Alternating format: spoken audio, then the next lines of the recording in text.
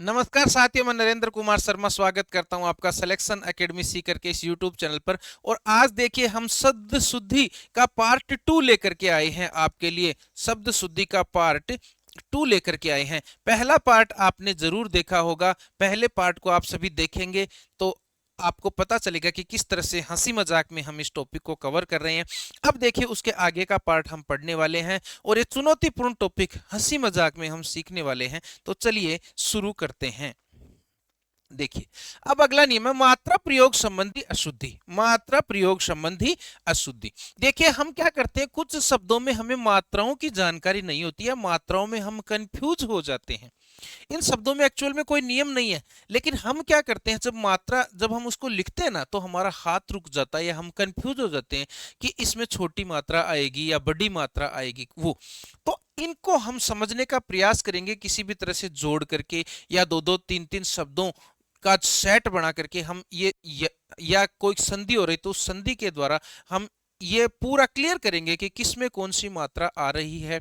संधि के नियम से हो रही है तो संधि के नियम से उसको जानने का प्रयास करेंगे, और किसी नियम से अगर हो रही है तो और किसी नियम से, और वैसे याद करनी पड़े तो वैसे उसको हम दो दो तीन तीन का सेट बना के उसको याद करने का प्रयास करेंगे। कुल मिला के सारे शब्द आपके आज क्लियर हो जाएंगे। इस वीडियो के बाद आप ये सारे शब्द शुद्ध लिखने लग जाओगे। देखिए जैसे अतिथि। अब अतिथि है ना, अतिथि को ऐसे ध्यान रखना, जोड़ के रखो कि अतिथि है वो तिथि से बना है। किससे बना है? तिथि से। जोड़ के रखोगे तो गलती नहीं होगी। अतिथि शब्द किससे बना है? तिथि से। और तिथि शब्द में दोनों ही मात्राएं छोटी आती हैं। तिथि यानी अतिथि, जो बिना किसी तिथि के आ जाए वो अतिथि। तो तिथि से बना है, तो तिथि से बना है तो तिथि में दोनों मात्राएं छोटी है, तो अतिथि लिखोगे तो दोनों मात्राएं छोटी आ जाएंगी, अतिथि। ये अतिथि का आपको ध्यान रखना है। अतिथि में क्या ध्यान रखना है? तिथि से बना है, तिथि से बना है, तिथि के ए लगा दिया तो अतिथि बना, तो दोनों ही मात्राएं क्या हो जाएंगी? छोटी। एक देखो इकाई हम गलत लिखते हैं बहुत बार, तो इकाई में आप क्या करोगे, पहली ई जो है वो छोटी आएगी। इकाई, हम इकाई थोड़ी बोलते हैं, बताओ इसको थोड़ा सा जोड़ेंगे इसको। हम इसको इकाई नहीं बोलते, क्या बोलते हैं? इकाई। तो इकाई बोलोगे तो जल्दी से, पहले ई को जल्दी से बोल रहे हो, जिस वर्ण को हम जल्दी बोल रहे हैं इसका मतलब उसमें छोटी मात्रा है। तो इकाई बोला तो ई छोटा, इकाई नहीं बोला, इकाई। इकाई देखो लास्ट वाले ई पर जोर ज्यादा पड़ रहा है। अब देखो, अब तीन शब्द याद कर लो। तीन शब्द आपके बहुत काम आएंगे। एक तो ऊर्जा, सुन लो ध्यान से। अब ऐसे जोड़ जोड़ के याद रखेंगे, दो दो तीन तीन का सेट। देखो, ऊर्जा, ऊष्मा और उर्मी। क्या क्या? ऊर्जा, ऊष्मा और उर्मी। याद रखना तीनों में बड़ी मात्रा होती है। तीनों में क्या होती है? बड़ी मात्रा। ये संधि में आते हैं, ऊर्जा और ऊष्मा, धातुष्मा है ना, धातुर्जा, सिंधुर्मी, इस तरह के शब्द आते हैं।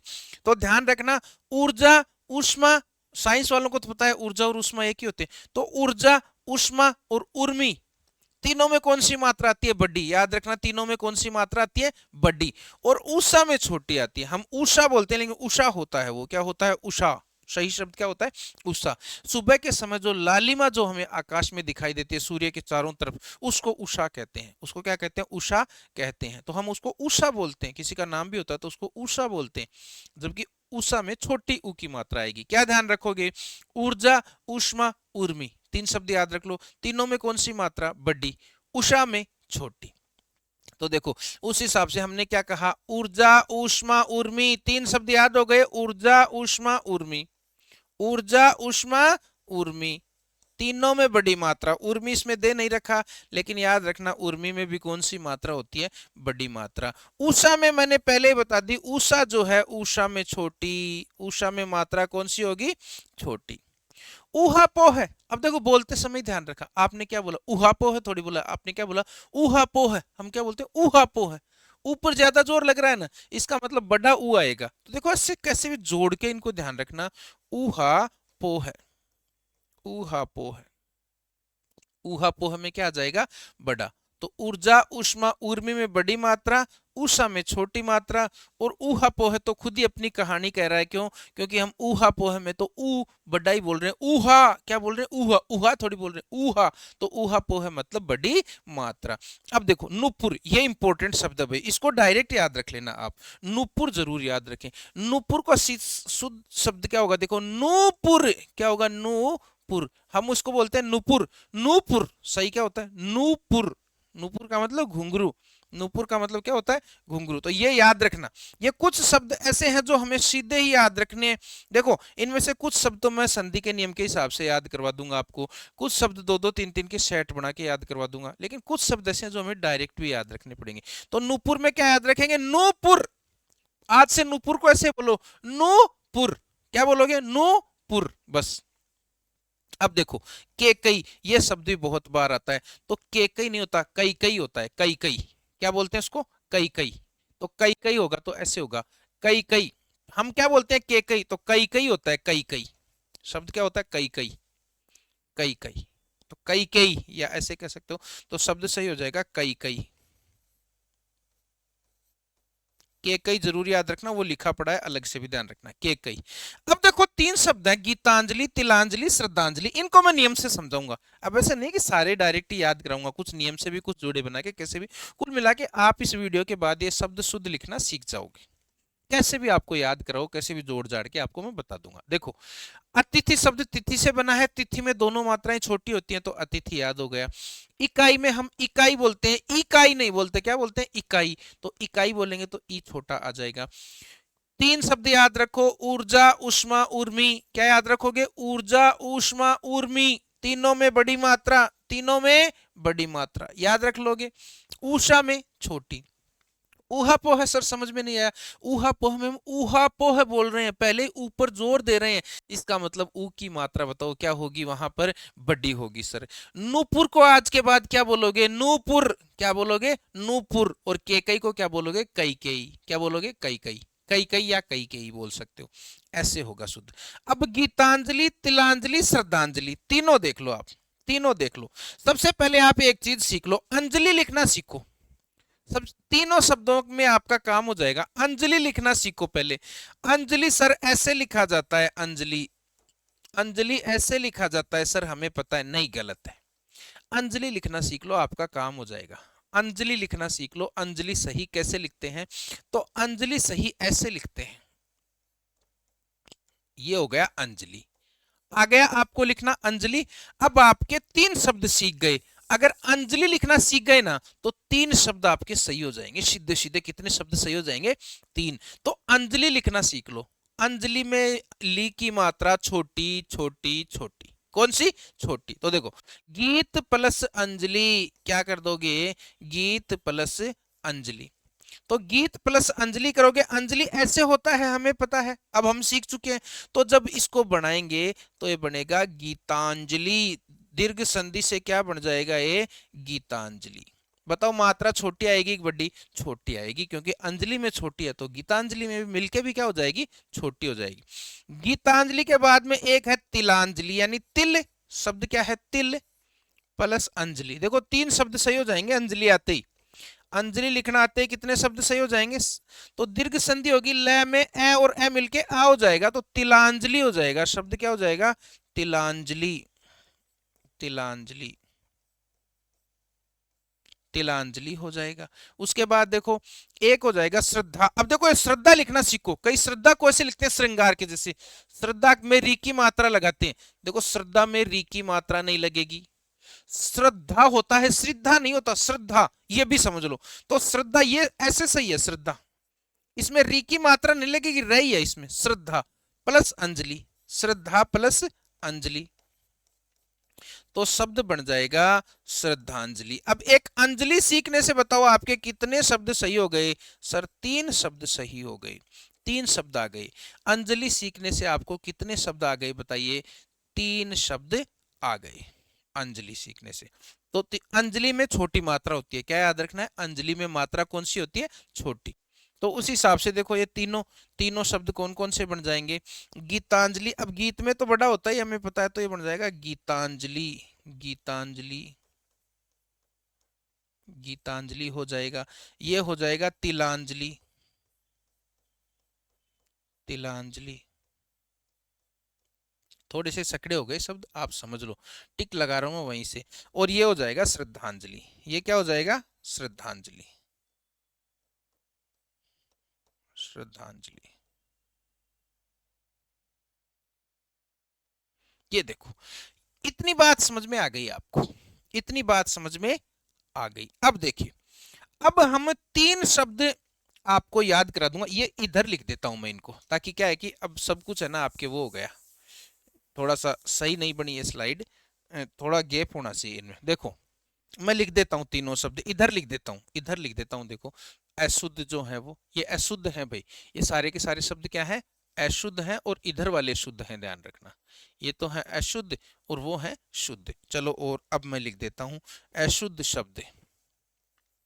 तीन शब्द और याद करवा देता हूं मैं आपको, है ना। देखिए जहां नियम लगा, अब संधि का नियम लगा, संधि के नियम से बता दिया, बाकी वैसे। अब देखो तीन शब्द याद कर लो। दवाइयां, जैसे मैं यहां एक बार अशुद्ध लिख देता हूं इनको, दवाइयां मैंने लिखा, दवाइयां, दवाइयां, लड़ाइयां और बधाइयां। और कौन सा है, बधाइयां। तीनों शब्दों को जोड़ के याद रखो। कैसे याद रखोगे, दवाइयां, लड़ाइयां, बधाइयां, तीनों शब्दों में एक की मात्रा छोटी आएगी। याद क्या रखोगे, दवाइयां, लड़ाइयां, बधाइयां, तीनों शब्दों में एक की मात्रा क्या आएगी, छोटी। देखो लड़ाई जो शब्द होता है ना, लड़ाई, लड़ाई में बड़ी मात्रा आती है। इधर देखना, लड़ाई जब लिखोगे ना, लड़ाई, लड़ाई जब लिखोगे तो ये बिल्कुल सही है, लड़ाई में बड़ी मात्रा आती है। लेकिन जब इसका बहुवचन करते हैं तो ये ई की मात्रा छोटी हो जाती है। तो जब इसका बहुवचन करेंगे तो लड़ाइयां है ना, लड़ाइयां, ये ई की मात्रा छोटी हो जाएगी, लड़ाइयां क्या हो जाएगी, लड़ाइयां। ऐसे ही बधाई, बधाई शब्द में ई की मात्रा बड़ी आती है, लेकिन जब इसका बहुवचन करेंगे तो ये हो जाएगा बधाइयां। और ऐसा ही एक शब्द और याद रखोगे, दवाइयां। लेकिन यहां ध्यान रखने की क्या बात है, दवाइयां सर, दवाई में बड़ी मात्रा आती है कि दवाई कोई शब्द ही नहीं होता। दवाई को अब आप यूं कह सकते हो सर, लड़ाई में बड़ी मात्रा है, लड़ाइयां में छोटी, हमें समझ में आ गया। बधाई शब्द में बड़ी मात्रा है, बधाइयां करेंगे वो बहुवचन करेंगे तो छोटी मात्रा हो जाएगी। दवाई में बड़ी मात्रा, तो दवाई तो मेरे साथियों कोई शब्द होता ही नहीं है, तो वो आप ध्यान रखें, सही शब्द होता है दवा। दवा का बहुवचन है दवाइयां, दवा का बहुवचन क्या है, दवाइयां। तो ये ध्यान रखना। तो दवाई शब्द भी आ सकता है, आपको यूं भी कह सकते हैं कि दवाई शब्द शुद्ध है क्या, तो दवाई कोई शुद्ध होता नहीं प्यारे साथियों, दवा शब्द होता है, दवाई नाम का कोई शब्द होता ही नहीं है। तो दवाई है तो वो अशुद्ध है, सही शुद्ध क्या है, दवा, ध्यान रखें। तो कुल मिला के फिलहाल पॉइंट क्या है, फिलहाल पॉइंट ये है कि लड़ाइयां, बधाइयां, दवाइयां, तीनों में छोटी मात्रा आएगी, इकी। ई की मात्रा क्या आएगी, छोटी, तीनों में छोटी आएगी। तो तीनों में छोटी आएगी तो देखिए इसका शुद्ध ऐसे हो जाएगा, शुद्ध क्या हो जाएगा, ये हो जाएगा दवाइयां। मेडिकलों पे गलत लिखा पड़ा है सब पे। फिर देखो लड़ाइयां, लड़ाइयां, और एक हो जाएगा बधाइयां। पूछे जाते हैं ये शब्द आपके। अब देखो, अब बताओ आपको सारे शब्द समझ में आ गए क्या, एक बार आप स्क्रीनशॉट ले लो इन सब का, और सारे शब्द समझने हैं। देखो किसी में संधि का नियम बना के आप चाहे समझो उसको, चाहे दो दो तीन तीन का सेट करके याद करो, चाहे किसी तरह से जोड़ के याद करो, लेकिन ये सारे के सारे शब्द अब आपको समझ में आ चुके हैं। अब आप इनको याद कर लेना, ध्यान में कर लेना कि भाई इसका शुद्ध ये होगा। अगर समझ में आ रहे हैं तो एक लाइक तो भाई बनता है, एक लाइक जरूर कर दें। देखो आगे देखो, अगली स्लाइड में और देख लीजिए आप। हाँ, मात्रा प्रयोग संबंधी कुछ और बच गए, मात्रा प्रयोग संबंधी कुछ और बच गए। देखो आरपीएससी का फेवरेट, आरपीएससी का फेवरेट आ गया पहले ही, त्योहार।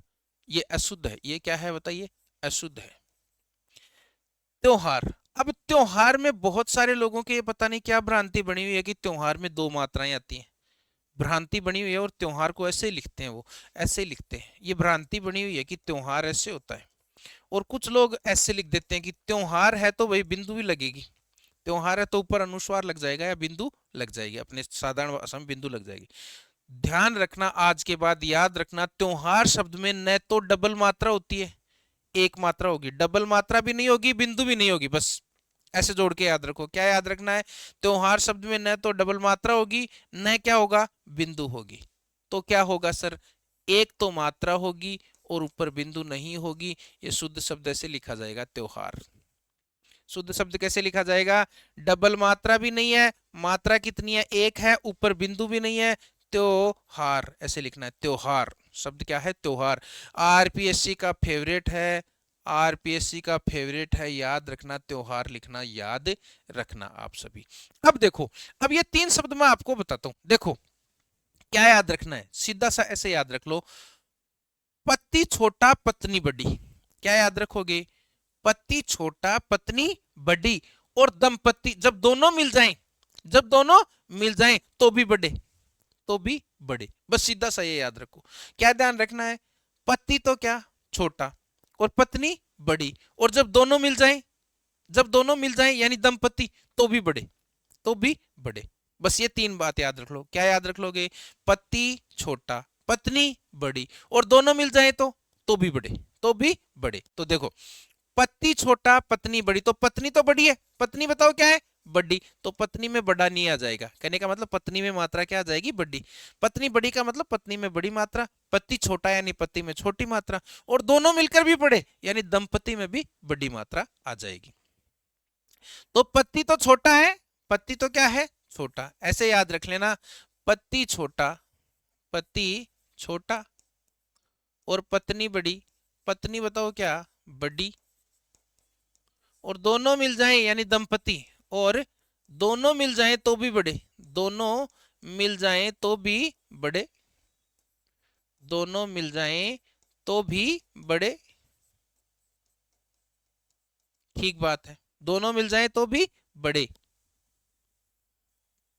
तो देखो शब्द क्या आ रहा है, देखिए, पति छोटा हो गया पत्नी बड़ी हो गई, दोनों मिल गए तो दंपति बन गया, दोनों मिल जाए तो भी बड़े, तो बड़ी लगा दो, दंपति में क्या लगा दो? बड़ी। ध्यान ये रखना है कि दंपति में बड़ी मात्रा तो आएगी आएगी, कई बार ऐसे लिखा हुआ दे देते हैं वो दंपति, तो दंपति में ये डबल ती नहीं होता, एक ती होता है, एक ती ही होता है। तो दंपति बड़ी मात्रा, तय अकेला, दंपति। अब देखो पड़ोसी, तो पड़ोसी ध्यान रखना, ऐसे याद रख लो, पड़ोसी तो एक ही अच्छा, एक से ज्यादा होंगे तो फिर वो अपनी चुगली करेंगे, और चुगली करके अपना पत्ता काटेंगे, फिर वो फिर क्या करेंगे? अपना पत्ता काटेंगे। इसका मतलब पड़ोसी कितना अच्छा? एक अच्छा। तो ये कुल मिला के इसका मतलब क्या हुआ? स्ट्रिक का मतलब क्या हुआ? कि पड़ोसी में एक ही मात्रा आती है। तो याद रखना, पड़ोसी कितना भला? एक भला। एक से ज्यादा होंगे तो क्या करेंगे? चुगली चागली कर करा के अपना पत्ता साफ कर देंगे। तो पड़ोसी एक भला, तो पड़ोसी में एक मात्रा आती है, ऐसे याद रखना। पड़ोसी में कितनी मात्रा आएगी? एक मात्रा आएगी, पड़ोसी। ये बार बार पूछा जाता है पड़ोसी शब्द। अब देखो ये शब्द मैं उधर लिख लेता हूं एक बार, ये शब्द मैं उधर लिख लेता हूं। ट्रिक क्या याद रखोगे? पत्नी बड़ी या पति छोटा पत्नी बड़ी और दोनों मिल जाए तो भी बड़े, दोनों मिल जाए तो भी बड़े। अब ये कुछ शब्द मैं उधर लिख देता हूं, क्या है थोड़ा सा स्लाइड में मिस्टेक है। देखो अशुद्ध शब्द में लिख देता हूं परीक्षा, फिर मैंने लिख दिया परीक्षित, परीक्षित, उसके बाद मैंने लिख दिया पीतांबर, पीतांबर, उसके बाद मैंने लिख दिया पूजनीय, पूजनीय, और उसके बाद मैंने लिख दिया पुरस्कार, पुरस्कार। ये अशुद्ध शब्द है। ये सारे के सारे शब्द कैसे हैं? अशुद्ध है। सर शुद्ध बताओ। तो शुद्ध देखो, ये परीक्षा और परीक्षित में तो संधि हो जाएगी, परीक्षा और परीक्षित में तो क्या हो जाएगी? संधि। एक्चुअल में होता क्या है, देखो परी तो शब्द सही है, परी सही है, परी, परी की जब इच्छा से संधि होगी, परी प्लस इच्छा संधि होती है, तो दीर्घ संधि का नियम लगता है और ई बड़ा हो जाता है, तो ई बड़ा हो जाता है, तो ये ऐसे होना चाहिए, परीक्षा शब्द क्या होना चाहिए? परीक्षा। तो ये परीक्षा में ध्यान रखना मात्रा बड़ी आएगी क्योंकि संधि हो गई दीर्घ संधि। कौन सी? दीर्घ संधि। और परीक्षा से परीक्षित शब्द बना है, परी प्लस इक्षित, परी प्लस इक्षित, तो इसमें भी बड़ी मात्रा आएगी, परीक्षित। शब्द क्या बन जाएगा? परीक्षित। परी प्लस इक्षित हो जाएगा ये। ठीक बात है सर। इसमें भी देखो पीतांबर में, इसमें भी घबराने वाली जरूरत नहीं है। हम क्या करेंगे? पीत प्लस अंबर संधि है, पीत प्लस अंबर, तो पीत बड़ा होता है, पीत का मतलब पीला, पीला वाला, पीला में पीत क्या होता है? बड़ा, तो पीत प्लस अंबर, तो शब्द में बड़ी मात्रा ऑटोमेटिक हो जाएगी, पीतांबर क्या हो जाएगा? पीतांबर। बस यहां गलती क्या है? पी को छोटा कर दिया, पीतांबर। चलिए अब देखो, एक हम कहते हैं ये हमारे लिए पूज्य है, पूज्य, तो पूज्य तो सही है भाई, आप हमारे लिए पूज्य हैं, हमारे गुरुजी हमारे लिए पूज्य हैं, ईश्वर हमारे लिए पूज्य है। तो पूज्य शब्द में कोई दिक्कत नहीं है। देखो पूज्य तो सही है सर, पूज्य तो एकदम सही है, लेकिन अब हम क्या करते हैं कि पूज्य सही है तो हम पूज्य से किसी ने पूज्यनीय लिखना शुरू कर दिया, पूज्यनीय पूज्यनीय। तो पूज्य अकेला शब्द सही है, लेकिन पूज्यनीय कोई शब्द नहीं होता। पूजनीय शब्द क्या होता है? पूजनीय शब्द क्या हो जाएगा? पूजनीय। हमने क्या किया? पूज्य पूज्य बोलते गए, पूज्य से पूज्यनीय बता दिया। पूज्यनीय नहीं, पूजनीय, पूजा करने के योग्य, पूजा करने के योग्य। फिर देखो पुरस्कार, ध्यान रखना पुरस्कार जो है वो विसर्ग संधि है और पुरस्कार बन जाएगा। ये क्या बन जाएगा? पुरस्कार। पूरा है प्लस कार, पूरा है प्लस कार, तो पुरस्कार बन गया। क्या बन गया? पुरस्कार बन गया। हालांकि नियम यहाँ पर ये अपवाद है, ये विसर्ग संधि है ना, विसर्ग संधि है, लेकिन विसर्ग संधि में हालांकि कायदे से ये पुरस्कार बनता नहीं, लेकिन ये विसर्ग संधि का भी अपवाद है। लेकिन आपको बस फिलहाल इतना ही ध्यान रखना है, पुरस्कार शब्द होता है। सही शब्द क्या होता है? पुरस्कार नहीं होता, पुरस्कार। पूरा है प्लस कार, तो विसर्ग का स बन जाता है, ये स दंत्य स बन जाता है, पुरस्कार। क्या बोलोगे बताओ? पुरस्कार। तो अब देखो कैसे भी कर करा के मैंने आपको जो भी नियम लगे या याद करना पड़ा या कोई भी तरीका अपना के आपको मैंने ये शब्द समझा दिए हैं, आपको याद करवा दिए हैं। चलिए अब देखिए आगे। अब देखो ये दो प्रत्ययों का प्रयोग, मात्रा संबंधी आपको समझ में आ गया होगा। अब देखिए दो प्रत्ययों का प्रयोग। अब कई बार क्या होता है, किसी शब्द में हम, कुछ शब्द ऐसे होते हैं जिनमें समान अर्थ वाले दो प्रत्ययों का प्रयोग करने से वो शब्द अशुद्ध हो जाता है। यानी प्रत्यय, प्रत्यय जानते हो आप सभी, प्रत्यय का मतलब वे शब्दांश जो किसी शब्द के अंत में लगकर उसका अर्थ परिवर्तन कर देते हैं। तो प्रत्यय तो लगाना था, एक प्रत्यय लगाते भी वही अर्थ निकल रहा है और उसके दूसरा प्रत्यय भी लगा दिया तो भी उसका वही अर्थ निकल रहा है। तो बताओ फिर दो दो प्रत्ययों का क्या काम? तो अगर एक ही अर्थ को प्रतिपादित करने वाले दो प्रत्ययों का प्रयोग किसी शब्द में कर दिया जाता है तो वो शब्द गलत हो जाता है। वो शब्द क्या हो जाता है? गलत हो जाता है। देखो जैसे मैंने कहा उदार, सुनना, उदार प्लस ये, उदार प्लस ये, तो ये बन गया औदार्य, औदार्य। यानी उदार शब्द में मैंने यह प्रत्यय जोड़ा तो शब्द क्या बन गया? औदार्य। क्या बनता है? औदार्य। औदार्य का मतलब जैसे उदारता, यानी उदार प्रवृत्ति से संबंधित औदार्य हो गया। ठीक है, उदारता होता है ना, जैसे उदार से हम क्या बनाते हैं? उदारता, यानी उदार करने की प्रवृत्ति, उदार प्रवृत्ति, उदारता का मतलब उदार प्रवृत्ति, औदार्य का मतलब ये उदार प्रवृत्ति, औदार्य हो गया। अब मैं अगर उदार शब्द के आगे देखो, ये अब आप यूं कह सकते हो कि ऊ का ऊ कैसे हुआ? कल देखना मैंने बताया था 7 प्रत्यय होते हैं, वो अगर किसी शब्द से जुड़ते हैं तो पहले वाले वर्ण में परिवर्तन कर देते हैं। तो कल का वीडियो देख लेना, अगर डायरेक्ट इस वीडियो पे आ रहे हो तो फिर ये पता चल जाएगा कि औदार्य कैसे बना, आपको बिल्कुल पता चल जाएगा। अब उदार में अगर आपने ता जोड़ा ना था तो शब्द बनेगा उदारता। शब्द क्या बनेगा? उदारता शब्द बनेगा। एक तो बना औदार्य और एक क्या बना? उदारता। लेकिन भाई साहब ने क्या कर दिया यहां पर इसने पहले तो यह प्रत्यय लगा के औदार्य बना दिया। भाई इसने क्या किया, इसमें क्या कर रखा है? अब देखो उदार में यह प्रत्यय लगा, औदार्य का मतलब भी उदार प्रवृत्ति, और उदार में ता प्रत्यय लगा, उदारता का मतलब भी उदार प्रवृत्ति, उदारता यानी उदार प्रवृत्ति। अब देखो, अब हम इसने क्या किया, इसने कह दिया पहले तो उदार में यह प्रत्यय जोड़ दिया, औदार्य, शब्द क्या बन गया? औदार्य, यानी उदार प्रवृत्ति। फिर ता प्रत्यय जोड़ दिया, फिर कौन सा प्रत्यय जोड़ दिया? ता प्रत्यय, तो शब्द बन गया औदार्यता, औदार्यता। तो एक ही अर्थ देने वाले दो प्रत्यय जोड़ दिए। तो अगर दो प्रत्ययों का प्रयोग किसी शब्द में, समान अर्थ वाले दो प्रत्ययों का प्रयोग किया जाए तो फिर वो शब्द अशुद्ध हो जाता है। तो सही कैसे करें सर? तो अब आप ऐसे कर सकते हो, इसने यह भी जोड़ दिया और बाद में ता भी जोड़ दिया, तो सही कैसे होगा? या तो इसमें यह जोड़ दो या इसमें ता जोड़ दो, या तो इसमें क्या जोड़ दो? यह जोड़ दो, या इसमें ता जोड़ दो, एक ही शब्द बनाओ। तो मान लो उदार में यह जोड़ोगे तो क्या बनेगा? औदार्य, तो सही शब्द हो गया औदार्य, या तो ये औदार्य शब्द सही है। या फिर इस उदार में ता जोड़ दो, तो ता जोड़ोगे तो उदारता, शब्द क्या बन जाएगा? उदारता। तो या तो ता प्रत्यय जोड़ दो तो भी सही है, उदारता भी सही है, यह प्रत्यय जोड़ दो तो भी सही है, औदार्य, एक एक प्रत्यय जोड़ो तब सही है, दो प्रत्यय जोड़ोगे तो गड़बड़ हो जाएगा। फिर देखो अगले ने क्या किया, यहां पर क्या किया, देखो एक शब्द होता है सुंदर, एक शब्द क्या होता है? सुंदर। सुंदर में जब आप यह जोड़ोगे तो शब्द बनता है सौंदर्य।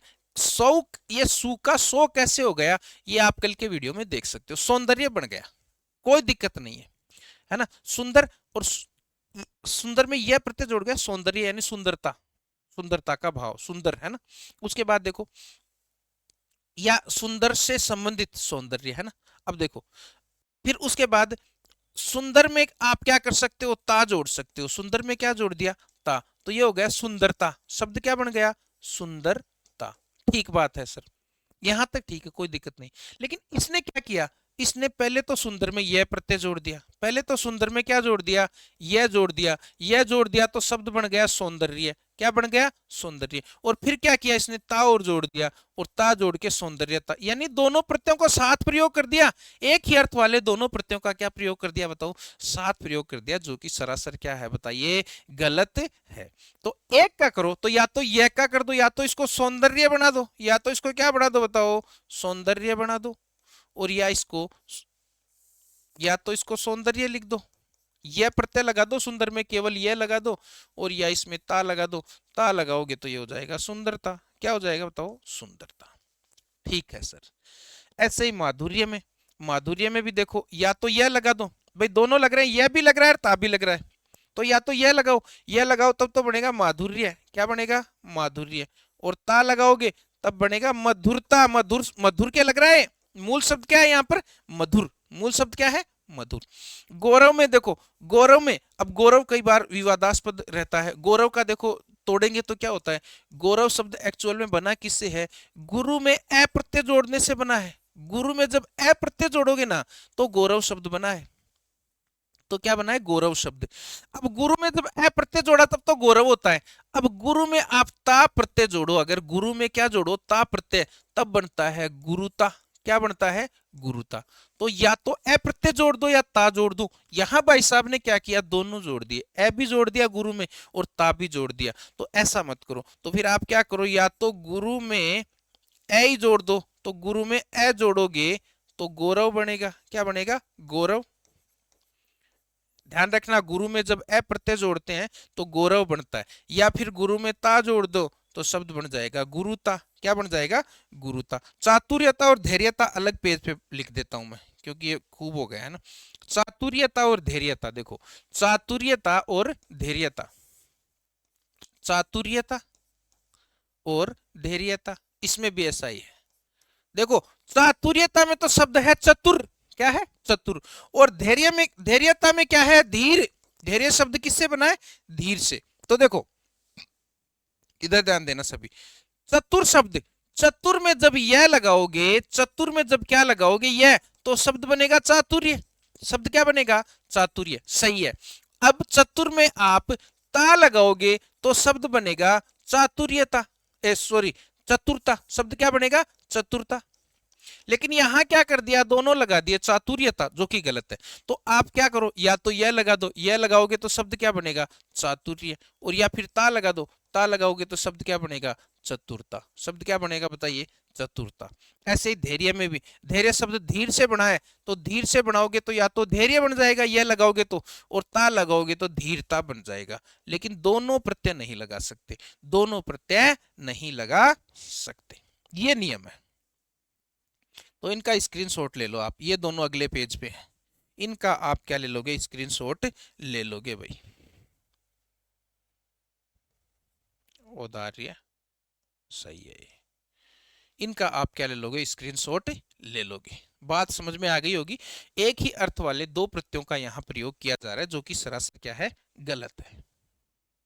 अब देखिए, वर्ण परिवर्तन से संबंधित अशुद्धि, उससे पहले मैं एक उपसर्ग, आपके विसर्ग संधि से संबंधित थोड़ा सा बता देता हूं। ये नियम थोड़े ठीक हैं, प्रश्न आते हैं बार बार।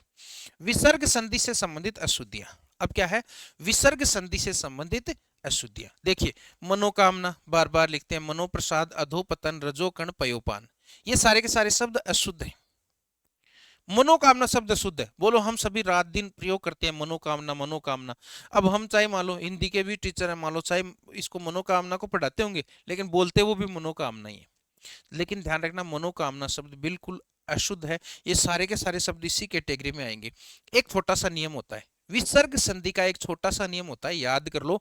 ये नियम याद कर ही लेना क्योंकि बार बार पूछा जाता है। क्या नियम है? देखो, विसर्ग संधि का एक छोटा सा नियम है। विसर्ग संधि का छोटा सा नियम ये है कि अगर अगर विसर्ग से पहले ए या आ, विसर्ग से पहले तो क्या होना चाहिए? ए या आ। ध्यान रखो, विसर्ग से पहले तो क्या हो? ए या आ। और विसर्ग के बाद क्या हो? दो शब्द, दो वर्ण याद रख लो, कै या पे। दो ही। कितने वर्ण याद रख लो? दो, कै और पे। इनमें से कोई सा भी हो सकता है। तो विसर्ग से पहले ए या आ हो और विसर्ग के बाद में कै या पे हो, तो संधि करते समय कोई परिवर्तन नहीं होता।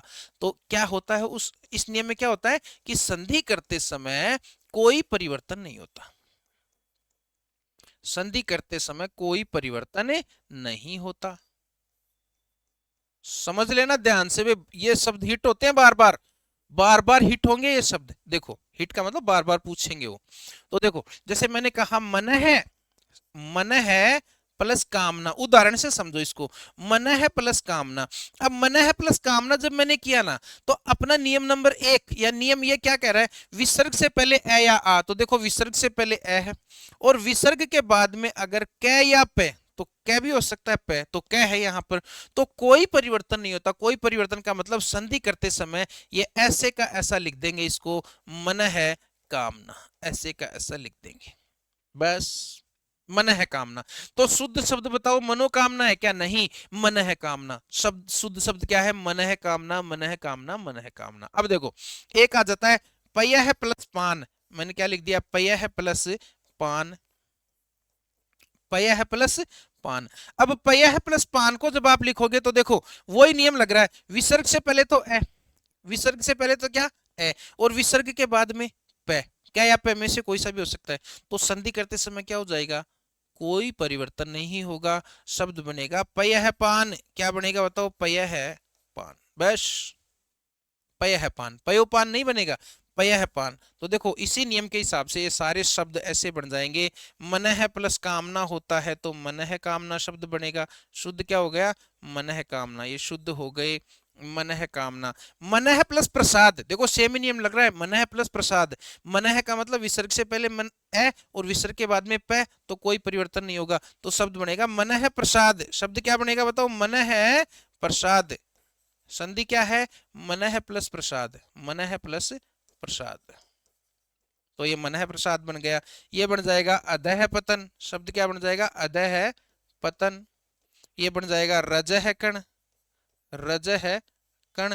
और ये आपके बन जाएगा पय है पान। शब्द क्या बन जाएगा? पय है पान। सब में यही नियम लगेगा, इन चारों पांचों शब्दों में यही नियम लगेगा।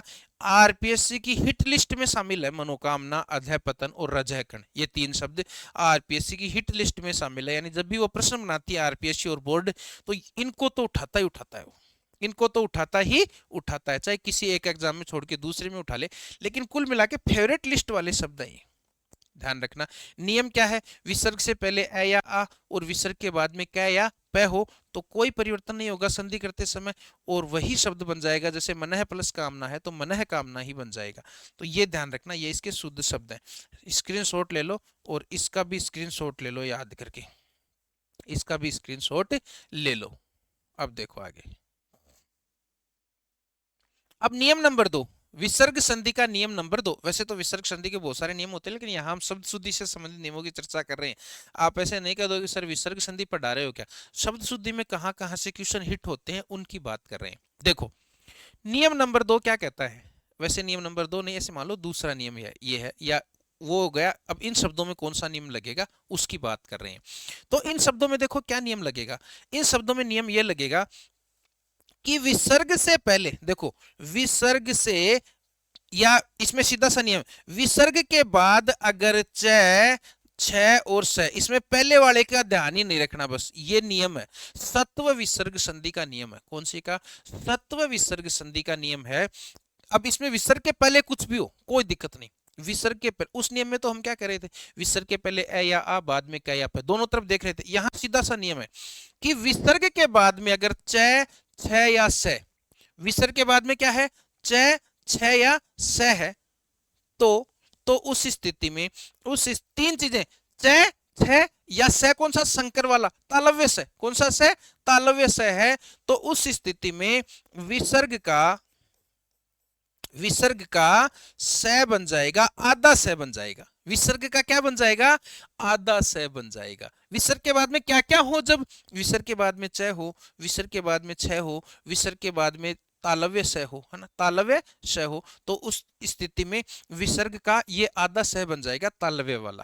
तो देखो अब हम मनोचिकित्सक बोलते हैं, कई बार बोलते हैं मनोचिकित्सक के पास जाकर के आए, मनः चेतना बोल देते हैं कई बार, है ना। तो देखो अब देखो मैं करता हूं अंतः प्लस चेतना, मैंने क्या कहा, अंतः प्लस चेतना, अंतः प्लस चेतना। तो जब ये नियम लगेगा, जब ये नियम लगेगा तो नियम क्या कह रहा है, विसर्ग के बाद अगर च छ या से तो च है, विसर्ग के बाद क्या है च, तो उस स्थिति में विसर्ग का क्या बन जाएगा, विसर्ग का स बन जाएगा आधा से। तो देखो बना दो अनत, ये तो पहले से था ही, विसर्ग का स बना दो, विसर्ग का स बना दिया आपने, विसर्ग का स बना दिया चेतना, तो शब्द बन गया अंतस चेतना। शब्द बताओ क्या बन गया, अंतस चेतना। तो शुद्ध क्या है, देखो ये तो अशुद्ध है, ये तो बताइए क्या है, अशुद्ध है, और शुद्ध जब लिखेंगे तो शब्द बन जाएगा अंतस चेतना, क्या बन जाएगा, अंतस चेतना, अंतस चेतना।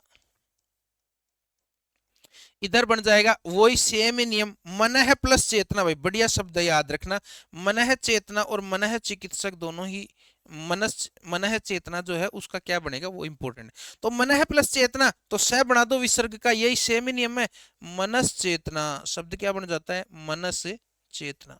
तो शब्द बन जाएगा मनस चेतना, याद रखना भाई, मनस चेतना, कोई दिक्कत नहीं है सर, मनस चेतना क्या बन जाएगा, मनस चेतना। सेम का सेम यही नियम लगेगा, मनः प्लस चिकित्सक, मनः प्लस चिकित्सक, तो यहां पर भी च आ रहा है विसर्ग के आगे, तो विसर्ग का स बना दो और शब्द बना दो मनस चिकित्सक। शब्द क्या बन जाएगा, मनस चिकित्सक, मनस चिकित्सक। ऐसे ये तपह प्लस चर्या, तपह प्लस चर्या, देखो तपह प्लस चर्या, तो जब करेंगे सेम नियम लगेगा, देखो विसर्ग के बाद में च, तो शब्द बन जाएगा तपश्चर्या, क्या बन जाएगा, तपश्चर्या। और ये पूरा है प्लस चरण, तो ये बन जाएगा पुरस्चरण, ये क्या बन जाएगा, शब्द बताओ पुरस्चरण। अब बताओ भाई, इस तरह के बढ़िया बढ़िया शब्द आपको मिल रहे हैं, एक लाइक तो बनता है, मेहनत के लिए एक लाइक तो बनता है, और कुछ नहीं चाहिए, और कुछ नहीं चाहिए, सब कुछ फ्री में मिलेगा, लेकिन लाइक सब्सक्राइब आप करो तो थोड़ा अच्छा लगेगा, वो भी पसंद आए तो। लाइक अब करना है, वीडियो पसंद आए तो लाइक करो, वरना वो भी जरूरी नहीं है। अब देखिए आगे नियम नंबर 3, नियम नंबर 3, नियम नंबर 3 क्या कहता है, देखो नियम नंबर 3 ये कहता है कि भाई जैसे विसर्ग, ये मान लो विसर्ग के पहले अ है, विसर्ग के पहले क्या है अ, नियम नंबर 3 क्या कहता है, यदि विसर्ग के पहले अ है और विसर्ग के बाद अ के अलावा कोई अन्य स्वर है, अ के अलावा अन्य स्वर है, अ के अलावा क्या है, अन्य स्वर, तो उस स्थिति में, तो उस स्थिति में विसर्ग का लोप हो जाता है। क्या हो जाता है, विसर्ग का लोप। इस स्थिति में क्या हो जाएगा बताओ, विसर्ग का लोप हो जाएगा, विसर्ग का क्या हो जाएगा बताइए, लोप हो जाएगा, बस बाकी शब्द वैसे के वैसे आ जाएगा। यानी विसर्ग से पहले अ और विसर्ग के बाद में अ के अलावा कोई अन्य स्वर हो, तो इस स्थिति में कुछ नहीं होगा, विसर्ग का बताइए क्या हो जाएगा, लोप हो जाएगा। जैसे देखो अतः प्लस एव, अतः प्लस एव, तो देखो विसर्ग से पहले अ और विसर्ग के बाद, विसर्ग के बाद अ के अलावा अन्य स्वर, तो ए है, तो अब क्या होगा, विसर्ग का लोप हो जाएगा और शब्द बन जाएगा अतएव, अतएव ऐसे बनेगा, अतएव, अतएव, ये बन जाएगा ततएव, और ये बन जाएगा, अब देखो ये अच्छा शब्द है, यस है प्लस इच्छा, शब्द क्या है, यस है प्लस इच्छा। वही नियम लग रहा है, विसर्ग से पहले तो ए, स में ए छुपा हुआ है ना, और विसर्ग के बाद में अन्य स्वर यानी ई, ए के अलावा अन्य स्वर, तो क्या होगा, विसर्ग का लोप होगा खाली, और कुछ नहीं होगा, और शब्द बनेगा यस इच्छा। देखो बहुत इंपॉर्टेंट है, शब्द क्या बनेगा, यस इच्छा, शब्द क्या बन जाएगा, यस से इच्छा। बस ये नियम नंबर 3। तो विसर्ग संधि से संबंधित कुछ प्रमुख नियम हो गए, थोड़े से और एक दो नियम बनते होंगे तो वो आपको करवा दिए जाएंगे। आज का वीडियो हम इतना ही करेंगे। अगर देखो वीडियो अच्छा लगा है, अगर आपको पसंद आया है तो देखो वीडियो को लाइक करें, शेयर करें, है ना, ठीक है। और चैनल को सब्सक्राइब कीजिए, अच्छी अच्छी चीजें आपको मिलेंगी। टेलीग्राम का लिंक जो है वो वीडियो के डिस्क्रिप्शन में दिया हुआ है, वहां से आप हमारा टेलीग्राम चैनल ज्वाइन कीजिए। बहुत सारी चीजें मिलेंगी आपको, मैं कह रहा हूँ बहुत सारी चीजें मिलेंगी। रोजाना क्वेश्चन, रोजाना पीडीएफ, है ना। और अभी तो थोड़ी सी सुविधा कम है इसलिए मैं हैंड रिटन डाल रहा हूँ, लेकिन थोड़े दिनों में मैं टाइप्ड भी आपको मैटर है वो उपलब्ध करवाऊंगा। तो बहुत सारी चीजें मिलेंगी, है ना। आप थोड़ा सा धैर्य रखें, टेलीग्राम से जुड़े, हमारे वीडियो देखें, बहुत सारी चीजें आपको मिलने वाली हैं हिंदी से संबंधित। तो वीडियो अच्छा लगा हो तो लाइक शेयर सब्सक्राइब करें। तो आज का वीडियो यहीं समाप्त करता हूँ। शब्द शुद्धि का कुछ पार्ट और बच गया है, वो और वीडियो में लाएंगे, अच्छी तरह से आपको पूरा टॉपिक क्लियर कर देंगे। तो आज का वीडियो मैं यहीं समाप्त करता हूँ। थैंक यू, धन्यवाद, राम राम।